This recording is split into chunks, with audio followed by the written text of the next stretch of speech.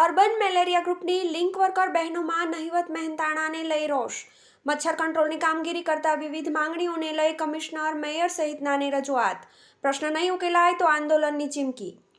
મચ્છર કંટ્રોલરની કામગીરી કરતું અર્બન મેલેરિયા ગ્રુપના લિંક વર્કર બહેનોને ચૂકવાતા મામૂલી મહેનતાણું મળતા રોષની લાગણી ફેલાવા પામી છે.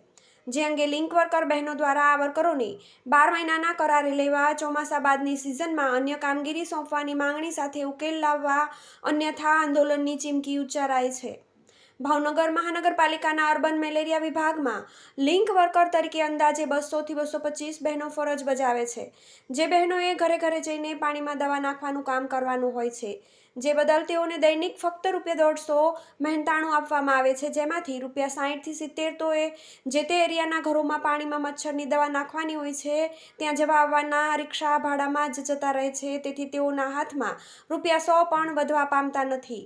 આ અંગે લિંક વર્કર બહેનો તરફથી ભાવનગર મહાનગરપાલિકાના કમિશનર સહિત ગાંધીનગરના ઉચ્ચ સત્તાધીશોને વિવિધ રજૂઆતો કરવામાં આવેલ છે, જેમાં તેઓએ હાલની મોંઘવારીને પહોંચી વળી શકાય તે રીતનો વ્યાજબી પગાર વધારો કરી આપવો, ચોમાસા સિવાયની સિઝનમાં મચ્છર કંટ્રોલ કરવાને લગતી દવા નાખવા બાબતની લિંક વર્કરની કામગીરી ન હોય ત્યારે લિંક વર્કર બહેનોને છૂટા કરી દેવામાં આવે છે, તેના બદલે વધારાની અન્ય કામગીરી સોંપવી તથા જે રીતે સરકાર ફાજલ શિક્ષકોને છૂટા કરવાને બદલે અન્ય કામગીરી સોંપે છે તે રીતે લિંક વર્કર બહેનોને પણ છૂટા કરવાને બદલે અન્ય કામગીરી સોંપવી અને કમસે કમ 12 મહિના જેટલો સમય કરાર આધારિત નોકરી આપવા માંગણી કરાઈ છે.